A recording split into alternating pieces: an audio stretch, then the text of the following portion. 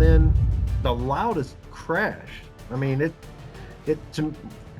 now, back then I didn't have any in the industry, but the only thing I can describe it now as it sounded like a speaker that was plugged in or a microphone that had dropped. That crash? It was Owen Hart, falling 78 feet because a $6 sailboat clip released with just 6 pounds of pressure. For over 2 decades, WWE buried the truth. But later, 73 pages of sealed police files finally surfaced, and what they revealed about that night changed absolutely everything we thought we knew.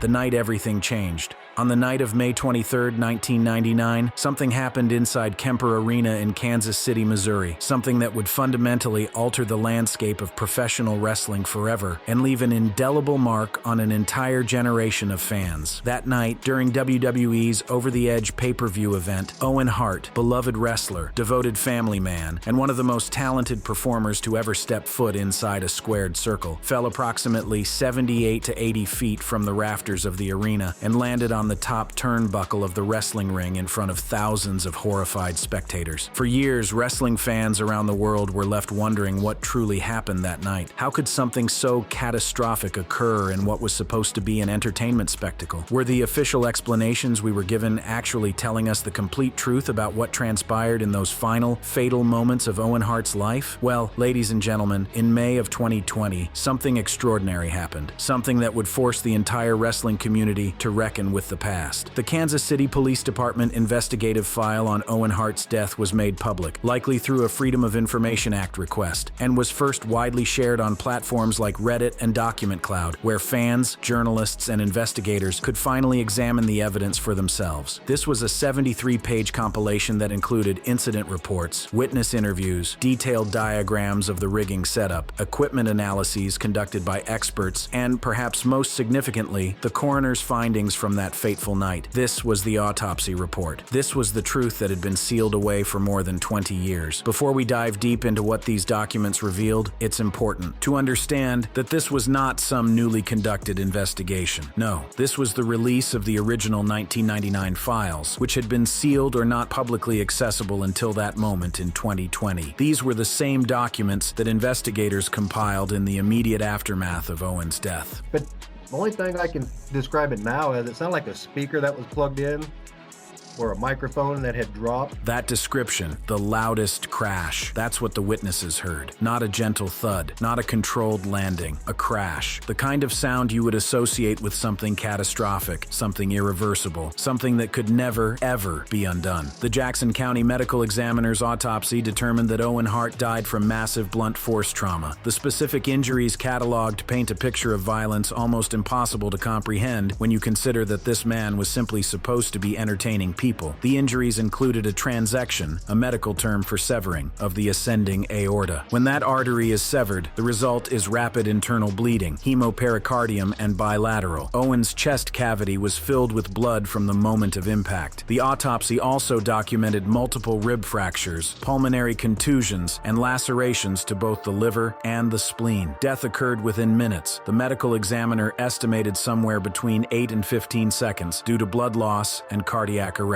Owen Hart was pronounced dead at Truman Medical Center at 10:19 p.m. that night. By the time the paramedics reached him, by the time they loaded him into the ambulance, by the time they rushed him to the hospital, it was already too late. It had been too late from the moment he hit that turnbuckle. The 2022-2023 episode of the television series Autopsy: The Last Hours of featured Dr. Michael Hunter, a forensic pathologist, reconstructing the specifics of Owen's final moments. Dr. Hunter estimated that Hart hit the turnbuckle traveling at 48 miles per hour, causing the fatal aortic rupture and organ damage. At that velocity, the human body simply cannot protect itself. There was no bracing, no preparation, no way to mitigate the impact. Toxicology tests were negative for drugs or alcohol, confirming Hart was fully aware and sober at the time. He was completely cognizant of his surroundings, and that makes what happened even more tragic because the failure was entirely external. The failure was in the equipment and the planning. The manner of death was ruled accidental. accidental. That classification does not absolve the individuals and organizations responsible for creating the conditions that led to Owen's death. The KCPD file notes that the harness and cape may have restricted his breathing while suspended, potentially contributing to disorientation, but this was not considered the primary cause. This brings us to the heart of what the KCPD report revealed: the equipment and rigging setup that lacked professional standards. The harness was not a standard rappelling harness. It was an AM-spec jerk vest designed for horizontal drags or low-height jerks, such as simulating gunshot impacts in film. This type of harness concentrates weight on the chest, creating a significant risk of respiratory distress during prolonged hanging. The release mechanism was a single quick-release snap shackle, essentially sailboat hardware from companies like Spinlock, rated for marine use, not for suspending humans. The damning detail: this mechanism could be activated by just 6 pounds of pressure and a 1/16-inch pull on a nylon release cord. 6 pounds of pressure, roughly the weight of a small bag of flour. That's all it took to accidentally release a man suspended 78 feet in the air. The setup had no redundancy, no dual shackles, no backup lines. International Stunt Association expert Tom Dwyer stated that such a setup should not be used above 10 to 12 feet without redundancies. Owen was at 78 feet. WWE prioritized a quick release for dramatic television effect, wanting to avoid visible unhooking once Owen reached the ring. Aesthetics outweighed safety. The over 20 witnesses interviewed, including Jim Ross, The Godfather, and arena personnel, described hearing a snap or whoosh before the fall during a blackout. No one witnessed sabotage. Everyone confirmed equipment malfunction. The file revealed that Max Mini was originally planned to be attached to Owen, but was scrapped last minute. Bobby Talbert, the rigger hired by WWE for $1,800 as a cost-cutting measure after firing a more experienced team deemed too slow, admitted to limited qualifications. He blamed the release cord's lack of slack and acknowledged dry runs were conducted without Owen fully practicing. The KCPD concluded no criminal negligence, no charges filed, but the file underscored preventable civil negligence by WWE: cost-cutting, unqualified personnel, inappropriate hardware, no independent inspections, no backups. And WWE proceeded with the rest of the show after Owen's fall. This aligned with Martha Hart's wrongful death lawsuit, settled for $18 million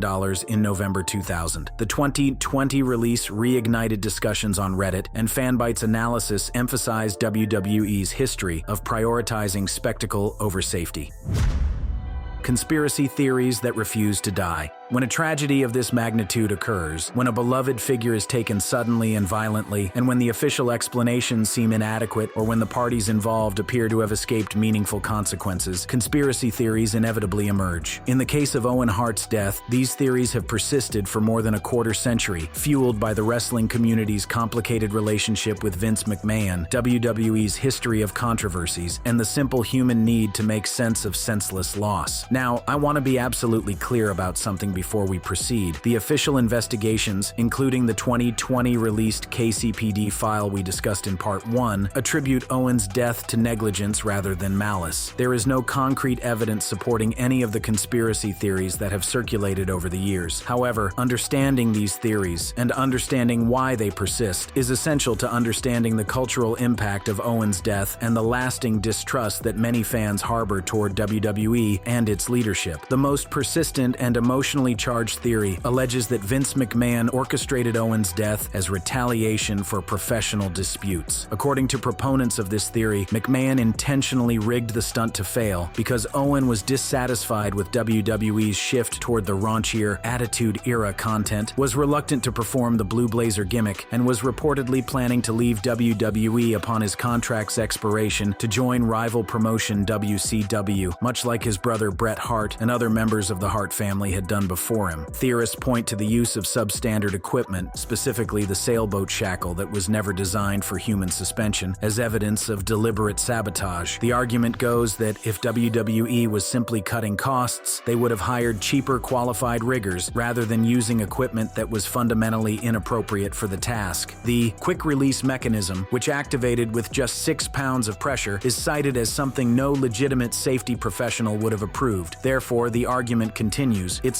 selection must have been deliberate. Additional layers of this conspiracy theory include claims that WWE's decision to continue the show after Owen's fall was actually a cover-up attempt designed to tamper with the scene before investigators could thoroughly document it. Some versions of the theory link this to an alleged hit list that McMahon supposedly maintained of wrestlers who had crossed him or threatened to leave. The sources for this theory are varied and often conflicting. A 2020 article argued that Owen's death was no accident, suggesting intentional rigging based on Hart's opposition to WWE's creative direction and his impending departure. Witnesses like Jim Cornette were cited noting Hart's discomfort with the stunt, which theorists interpret as evidence that Owen somehow knew something was wrong. However, a November 2024 Reddit thread titled "The Vince McMahon Killed Owen Hart Conspiracy Theory" saw users largely debunk these claims. The consensus among commenters was that while McMahon bore responsibility through negligence, approving a dangerous stunt with faulty equipment, there was no evidence of murderous intent. As one user pointedly noted, there's not really a conspiracy to form out of them making Owen do a dangerous stunt with faulty equipment. The negligence itself was damning enough without adding unfounded murder allegations. In 2022, former WWE writer Vince Russo addressed these theories directly in a YouTube video, dismissing claims that the Blue Blazer gimmick was punitive or that Hart was deliberately targeted. Russo emphasized that the character was meant to highlight Owen's entertaining comedic abilities and that Owen was the last person anyone would want to punish given his popularity and in-ring skills. The Hart family themselves have had complicated and sometimes contradictory responses to these theories. Bret Hart initially suspected foul play, but later retracted those suspicions as more information emerged. The internal family dynamics have been strained over the years, with some members expressing different views on who was truly responsible. Shah's insert clip from 040-049. My dad actually said, the promoter signs the check, and if the promoter wants you to put his grandmother over 2 straight falls, you should say yes, sir. You know, my dad actually said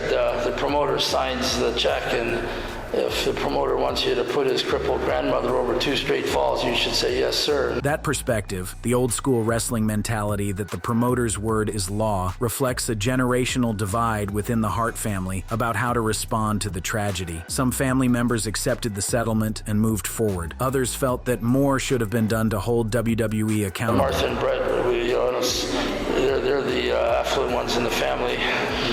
The rest of us are sort of just lived off, are all back to zero. The financial disparities that emerged after the settlement created additional tension, with some family members expressing resentment that connected to broader conspiracy narratives about who benefited from Owen's death and who was left behind. Martha Hart's official position, stated consistently in her 2004 book Broken Hearts and in subsequent interviews, emphasizes negligence over conspiracy. She has never publicly endorsed theories of deliberate sabotage or murder, instead focusing on the documented failures, cost-cutting on rigging, hiring unqualified personnel, using equipment designed for sailing rather than stunts, and ignoring safety protocols that could have prevented the tragedy. A second category of conspiracy theories connects Owen's death to other wrestler fatalities, suggesting a pattern of suspicious deaths within WWE. Brian Pillman's 1997 death, found dead in a hotel room during a pay-per-view weekend, and Chris Benoit's 2007 murder-suicide are sometimes cited as part of an alleged curse, or, in more extreme versions, as orchestrated eliminations of problematic talent. A September 2024 Facebook post highlighted the coincidence of Pillman and Hart both dying during WWF events, implying foul play. More recent social media discussions in 2024 and 2025 have extended this narrative to include Benoit, with some claiming McMahon was involved in silencing critics or eliminating wrestlers with health issues who might become liabilities. The debunking of these theories is straightforward. Official investigations ruled Pillman's death accidental due to heart disease, and Benoit's case was attributed to the combined effects of chronic traumatic encephalopathy, CTE, from years of head trauma and steroid abuse. Martha Hart's statements have consistently focused on the isolated negligence in Owen's case, rather than suggesting any broader conspiracy connecting multiple deaths. There are also various fringe theories that have circulated over the years, including claims that the fall was staged for shock value but went wrong, or or that footage was deliberately suppressed to hide evidence of sabotage. Some suggest that the accident label is simply a legal convenience that obscures what was actually gross negligence bordering on recklessness. While many dismiss these theories, the underlying sentiment that Owen Hart died because powerful people made reckless decisions and faced no criminal consequences resonates with fans who see the wrestling industry as fundamentally exploitative of its performers. The conspiracy theories persist not because there's evidence to support them, but because they articulate a feeling of injustice that the official record, focused on civil settlements and confidential agreements, can never fully address. The legal aftermath of Owen's death provides important context for understanding both the family's response and the public's perception of accountability. The primary wrongful death lawsuit, filed by Martha Hart and the family in Jackson County, Missouri, was resolved in November 2000 with an $18 million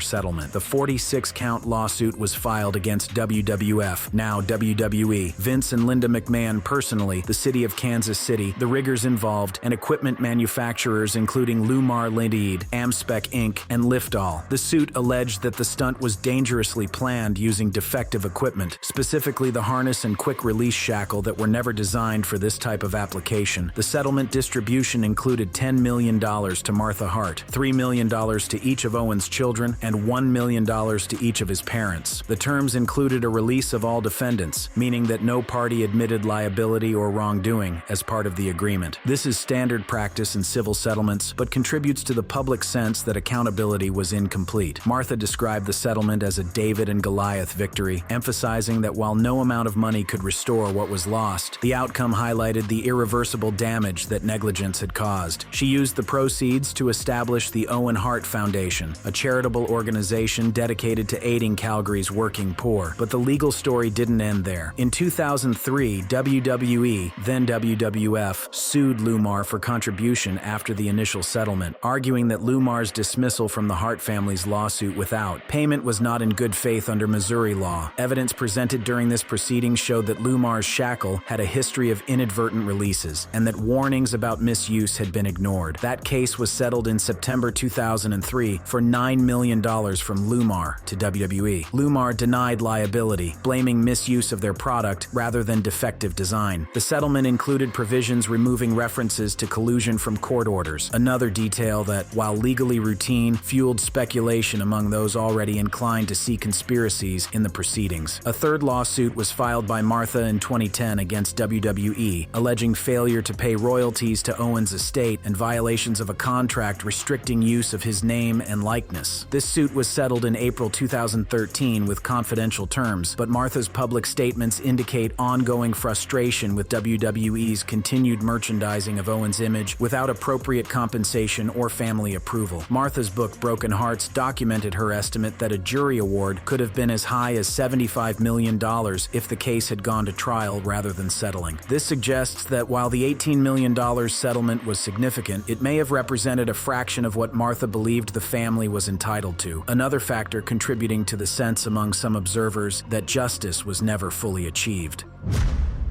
The legacy and advocacy. In the years since Owen Hart's death, his legacy has evolved from that of a fallen wrestler into something far more complex, a symbol of an industry's failures, a catalyst for ongoing debates about performer safety, and, through the tireless efforts of his widow Martha, a force for genuine charitable good in the world. Understanding where things stand today and how Owen's memory continues to shape both professional wrestling and broader conversations about workplace safety requires examining the most recent developments and the advocacy that has kept his name alive. The 2024 Netflix docuseries Mr. McMahon, released on September 25, 2024, brought Owen Hart's death back into mainstream conversation. This 6-episode miniseries, directed by Chris Smith and executive produced by Bill Simmons, chronicles the rise and fall of WWE founder Vince McMahon, drawing on over 200 hours of interviews conducted with McMahon himself before his 2022 resignation amid misconduct allegations. Episode 4 of the series, titled titled Attitude, specifically addresses the Attitude era of the late 1990s and includes a segment on Owen Hart's death during the 1999 Over the Edge event. The documentary portrays the incident as an accident due to equipment failure, without delving deeply into the negligence claims that the KCPD report and civil lawsuits had documented so thoroughly. In the documentary, McMahon defends WWE's decision to continue the show after Owen fell, stating, "Why should the character suffer for what happened to the man?" A quote that encapsulates the mindset that critics have long attributed to WWE's leadership. McMahon also claims that Owen's death wasn't our fault, characterizing it as a freak mishap rather than preventable negligence. Bret Hart appears briefly in the series, expressing lingering resentment toward McMahon over the incident, as well as the infamous Montreal Screwjob, the 1997 event in which Bret was stripped of the WWE Championship without his knowledge or consent. For the Hart family, these events remain interconnected, a pattern of betrayal and disregard that culminated in Owen's death. The series received mixed reviews, praised for its archival footage and historical overview of WWE's evolution, but criticized for glossing over deeper issues. Some reviewers described it as a history lesson for new fans, rather than investigative journalism that might have held McMahon more accountable for his decisions. Martha Hart did not participate in the documentary. On October 3, 2024, she issued a statement condemning the portrayal of Owen's death as inaccurate, noting that no one from the production had contacted her for input. She reiterated the documented facts. WWE hired unqualified riggers, used equipment designed for sailing rather than stunts, ignored safety warnings, and created the conditions that killed her husband. Martha's statement also criticized the documentary's failure to mention WWE's retaliatory lawsuit against her after the wrongful death settlement, as well as the company's continued sale of Owen-related merchandise without paying royalties to his estate. These omissions, she argued, painted an incomplete picture designed to minimize WWE's culpability. The 2022 episode of Autopsy, The Last Hours of Owen Hart, took a different approach, focusing on the medical and forensic details of Owen's death rather than corporate accountability. The 44-minute episode, featuring forensic pathologist Dr. Michael Hunter, reconstructed Owen's final moments using medical analysis, archival footage, and interviews. Key interviews included Martha Hart discussing the negligence and her foundation, siblings Ross and Bruce Hart, Owen's son OJ, tag team partner Jeff Jarrett, and commentator Jim Ross. The episode emphasized WWE's cost-cutting decisions and their choice to continue the show after Owen's fall, ruling out foul play while highlighting the preventable nature of the tragedy. The episode is available across multiple streaming platforms including Prime Video, Roku, and Apple TV. Fan reactions noted its emotional impact, with viewers sharing medical insights about the fall's velocity and appreciating the respectful treatment of Owen's memory. But perhaps the most significant development in preserving Owen Hart's legacy has been Martha's partnership with All Elite Wrestling, AEW, WWE's primary competitor. In September 2021, the Owen Hart Foundation announced a collaboration with AEW to honor Owen's memory through annual tournaments, merchandise, and other initiatives. The Owen Hart Cup tournament, featuring both men's and women's divisions, awards winners a championship belt and ceremonial cup. Proceeds from tournament merchandise and related products benefit the Owen Hart Foundation's charitable programs. Owen has also been included in the AEW Fight Forever video game, ensuring his legacy reaches new generations of fans who may never have seen him wrestle. Martha has been actively involved in AEW events, including appearances at tournaments and special announcements. She has praised the collaboration, stating that it honors Owen's substantial international wrestling career in an ethical way that respects both his memory and his family's wishes. And I think that's the most amazing thing, and I think he would really, really be so happy about it. Now, I'm really sad that you didn't win, I have to say, but, you know, like a queen, I can't get politically involved, but I still can have my personal opinions.